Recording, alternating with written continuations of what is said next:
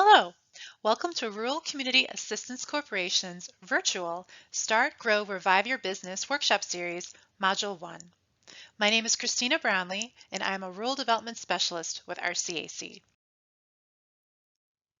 Before we begin, we would like to take a moment to recognize our funder, the U.S. Department of Commerce Minority Business Development Agency, for their generous support. In this module, we'll start by introducing Rural Community Assistance Corporation, as well as the local organizations we've partnered with in your community.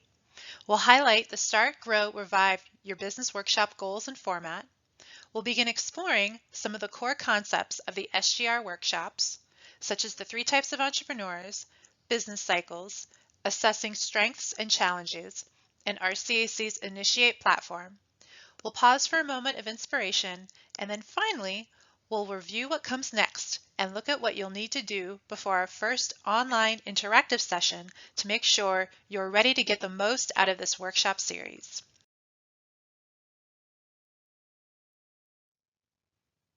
Rural Community Assistance Corporation, or RCAC for short, was established as a nonprofit over 40 years ago, initially to assist with farm worker housing needs.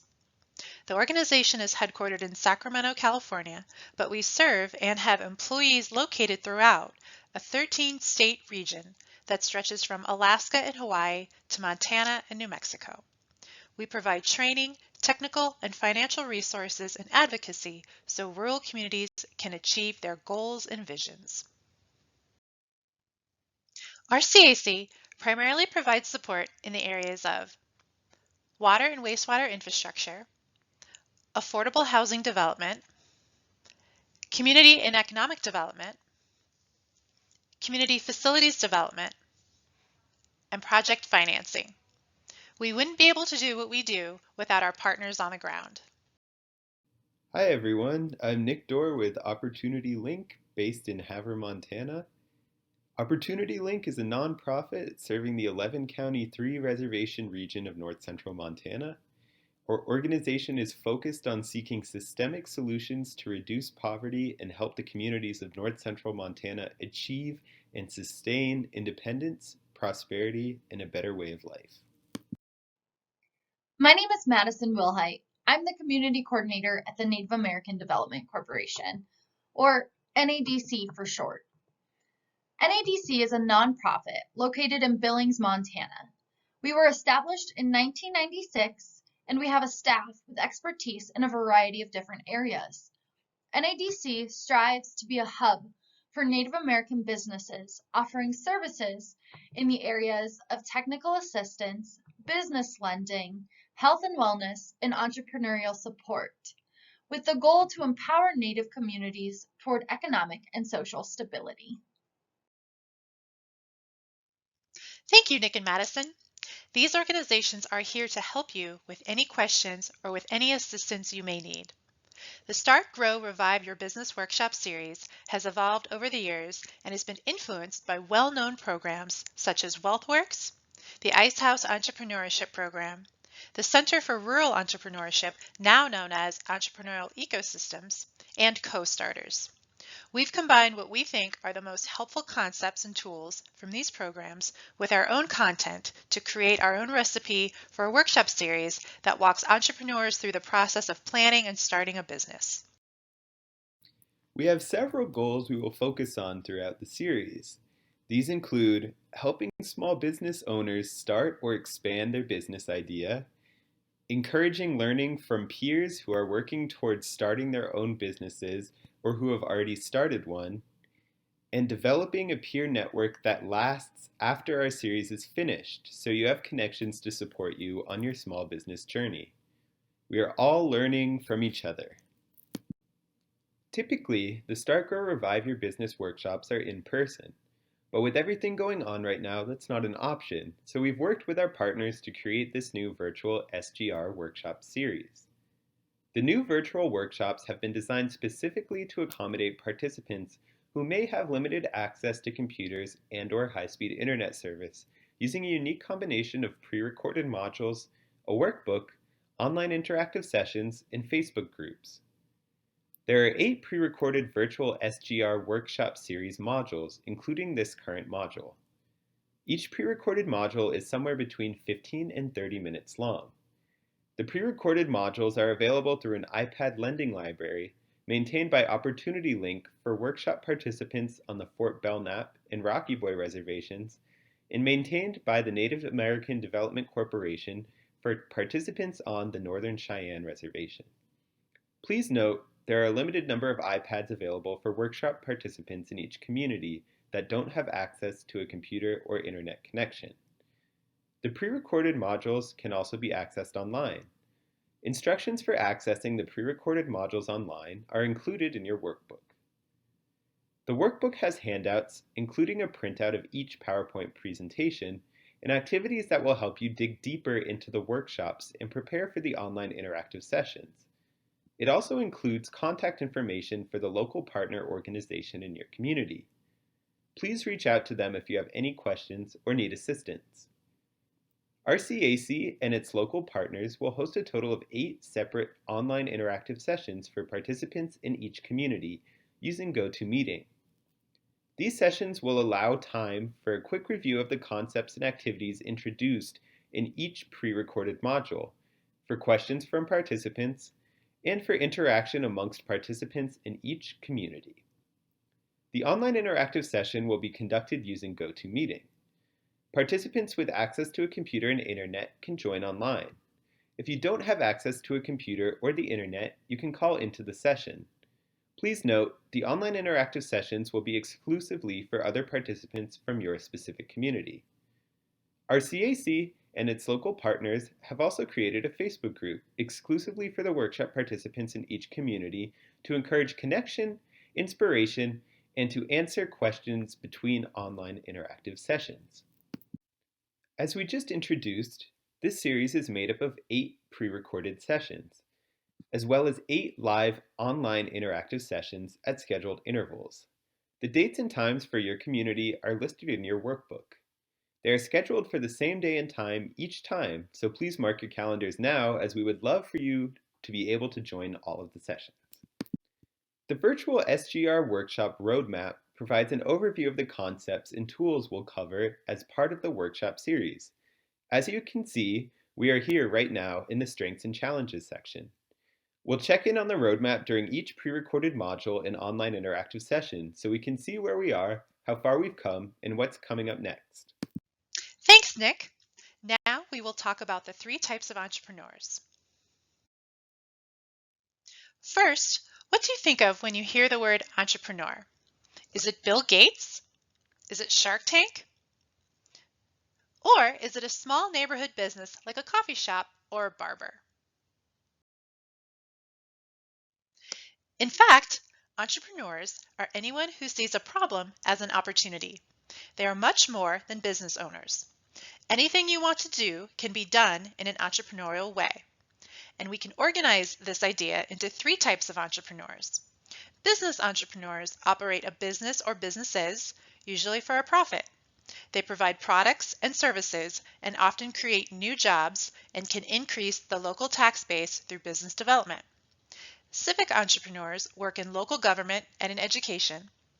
And finally, social entrepreneurs represent the faith community, youth leaders, local chambers of commerce, development corporations, and other nonprofits, just like OLI, NADC, and RCAC. These social organizations see a need in the community and start a nonprofit organization to address that need. Each type is an important element of healthy, sustainable communities. So after hearing about the 3 types of entrepreneurs, business, civic, and social, does that change who you think of when you hear the word entrepreneur? In fact, these are all entrepreneurs. And the truth is that most entrepreneurs are regular people that did not come from wealthy backgrounds. Most start out small with an idea and adjust as they learn by experience. Is everyone a Bill Gates? Absolutely not. Here we have some characteristics of successful entrepreneurs. They test their idea, they keep their day job while developing their idea, they know they need support and reach out for it, and they realize that success does not come overnight. It's also important to note that less than 1% of businesses receive grants or investments like Shark Tank. The truth is, not a lot of small business grants are available, but here in Montana, we have the unique resource of the Indian Equity Fund grant to assist. Now we would like you to take a moment to reflect on these questions. Can you imagine yourself as an entrepreneur? Do you consider yourself a business, civic, or social entrepreneur? Why is it important for a community to have each type of entrepreneur? Now Amity will talk about business cycles.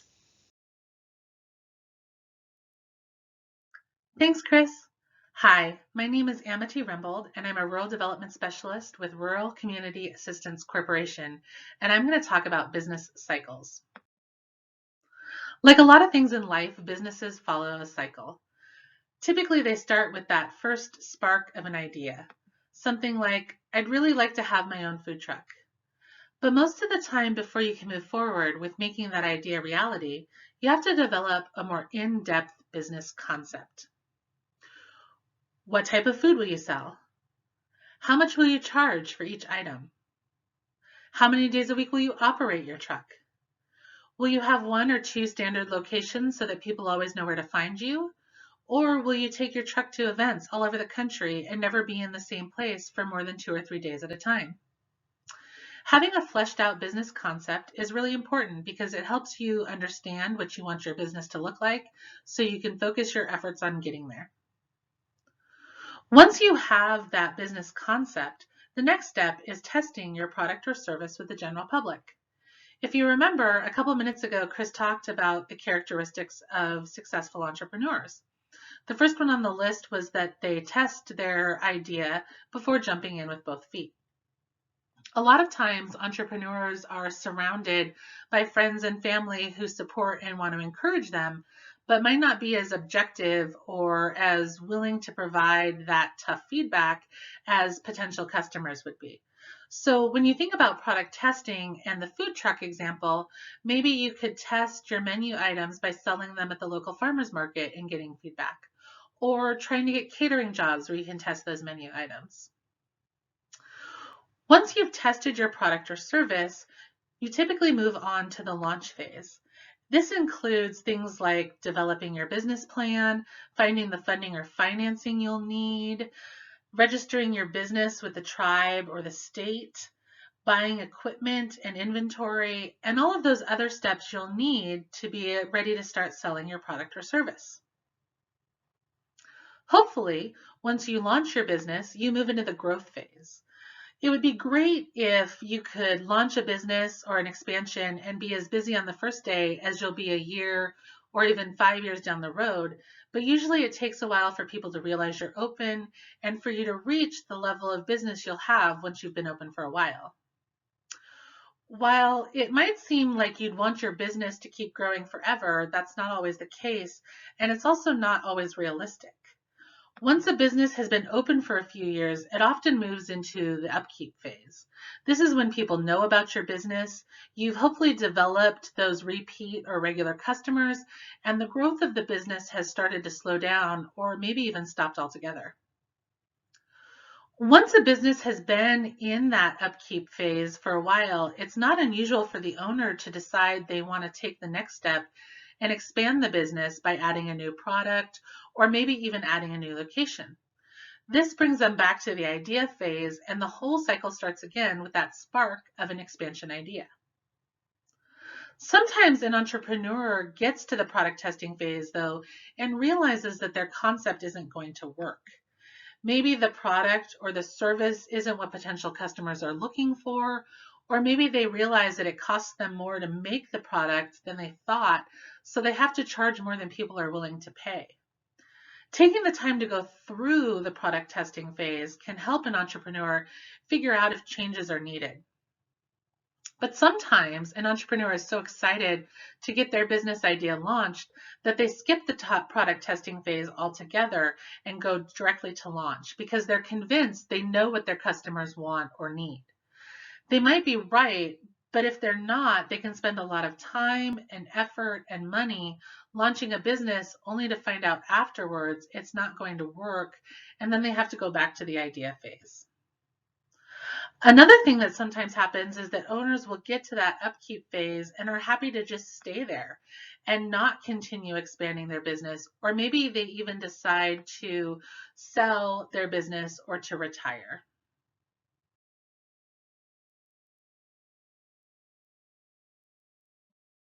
So, where are you in the business cycle? How long have you been working on your business idea? And how did you come up with the idea? We'd like you to think about these questions and be ready to answer them during our first online interactive session.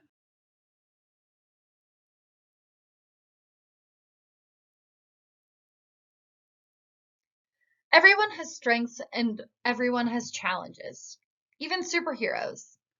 We all can think of a superhero, right? Someone who, in spite of weakness, doubt, or not always knowing the answer, goes ahead and overcomes anyway. For example, I think of Superman and Kryptonite, and I'm sure all of you can think of many others. We want you to understand your own strengths and challenges to help you know where you should focus throughout this workshop series. If you look in your workbook behind the Module 1 tab, following the PowerPoint, there are a few tools that can help you identify your strengths and challenges. We encourage you to take about 15 minutes or so to complete these forms. Both the Entrepreneur Survey and the Self-Assessment form will serve as tools to help you understand where you should focus your time and attention as you work to launch or expand your business. You can fill these out in your workbook and take a photo of the completed forms and send them to myself or Nick via text message or email. Since we cannot cover every topic in deep detail, these forms will help us understand your needs and connect you to the appropriate resources.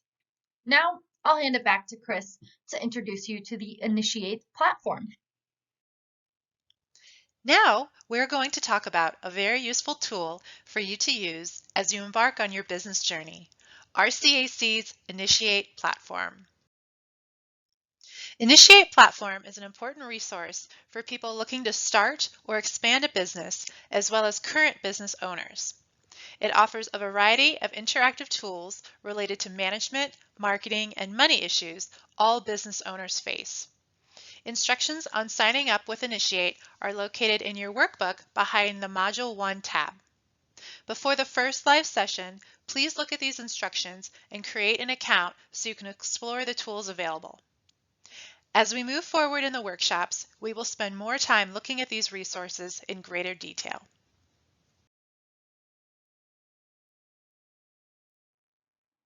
At various points throughout the pre-recorded modules and online interactive sessions, we will pause for a moment of inspiration.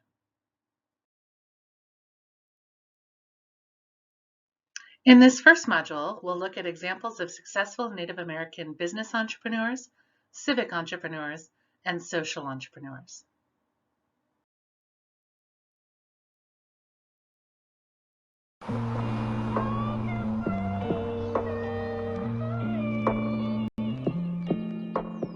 I'm Kimberly Tilson Braveheart. I'm an enrolled citizen of the Oglala Lakota Sioux tribe on the Pine Ridge Indian Reservation in South Dakota.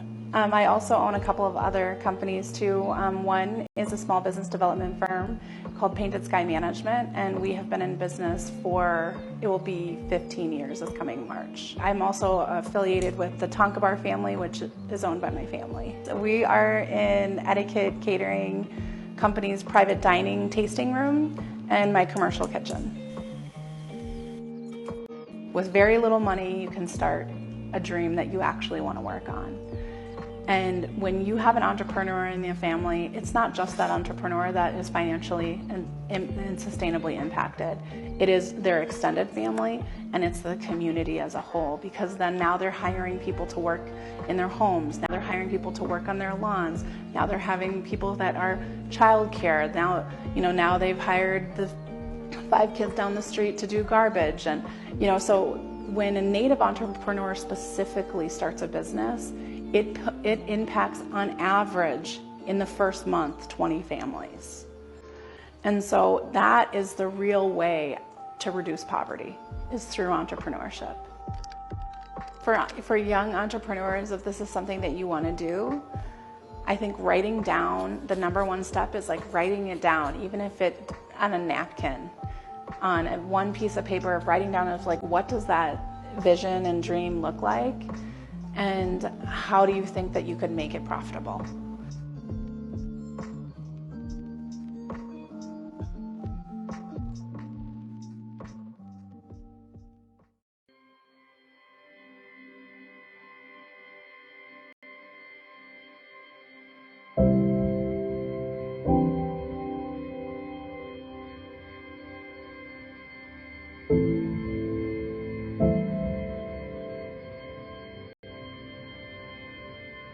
So hello, my name is Paulette Jordan.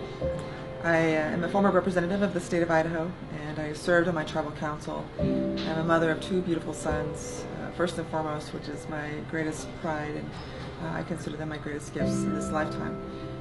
I served in multiple capacities, from regional to local to national, and in leadership roles. And here I am today. I'm a speaker at the first ever, which I consider very revolutionary, Indigenous Peoples March, gathering Indigenous leaders and people all across the world and speaking on Indigenous issues, which are really issues for everyone.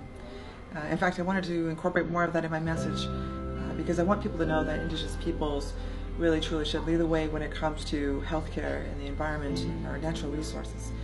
But I think that will soon come to light as we continue to progress. So running for governor, in the state of Idaho, or any state, is really a big step. I served 2 terms in the Idaho State House, and I was considering that even just a major opportunity to represent those in my district. These are good folks who helped me achieve that level of an accomplishment, to be their voice in the State House, to represent them on issues from natural resources to energy and technology to state affairs. And be that as it may, stepping up to run for governor, I never take any position for granted. So running for governor was simply opening the door for women in my state who have never served at that level, people of color, young people, and of course all backgrounds, all walks of life, as I say, because it's often considered to be a very conservative state. I'm a fiscal conservative, but yet a lot of our people from different backgrounds have not had representation in the State House. So we had a major opportunity to put ourselves in that position of authority to serve our better interests as a people. What I'd like to pass on to younger generations is that it's very encouraging to step up into these roles this day and age, because we have so many people who are desiring the Indigenous voice to be at the forefront. Many people across the world who have reached out to me to say that we want to see more not only your vision, but your value system, your traditions, your culture, to be in these political conversations. You're not just a Indigenous person or a woman, but you're a voice that matters. And I would definitely look at my sisters and say that you are a voice that matters. And don't let anyone tell you otherwise.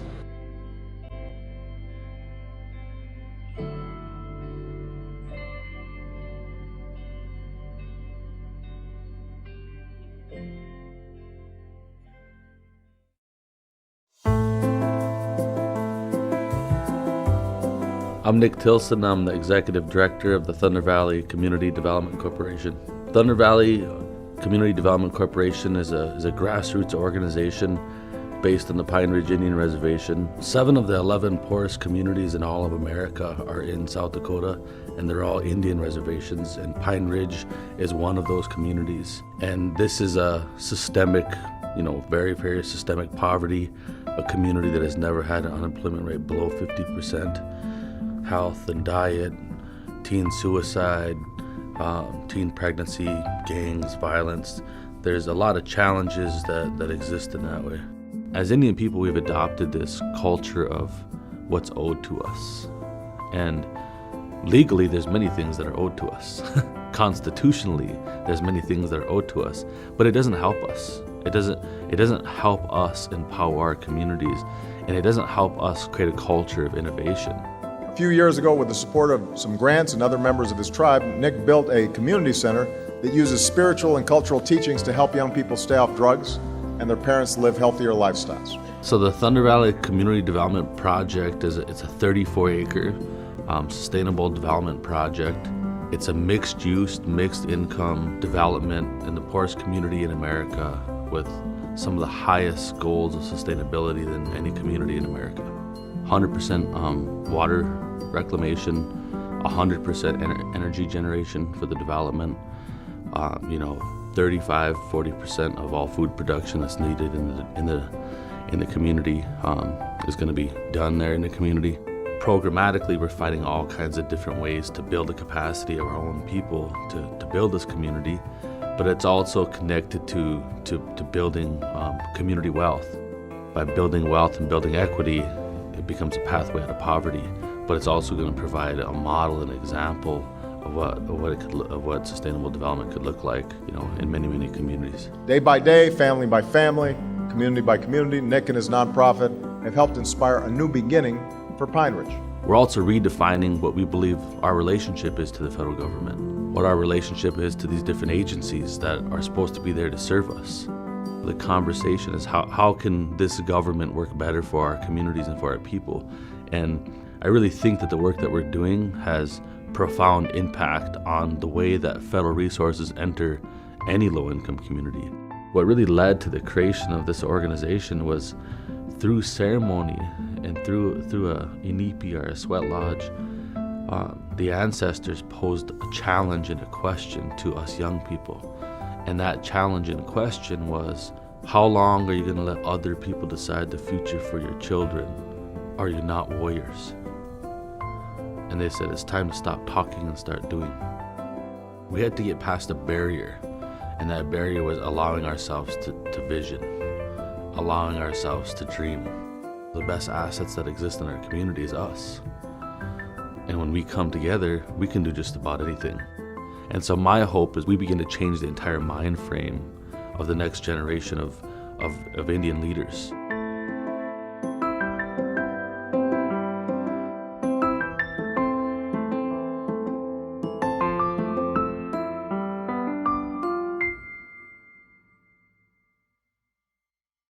Now we just have a few quick next steps we'd like you to complete before our next online interactive session. Please fill out the Entrepreneur Survey and the Strengths and Challenges form and take pictures of them and send them to your community coordinator. In addition, please develop 2 personal learning goals. These are just 2 things that you hope to get out of the workshop series. If you have any questions or issues signing up for Initiate or joining the Facebook group, please contact us so we can walk you through the signing up process. This is just a reminder that we're here to help.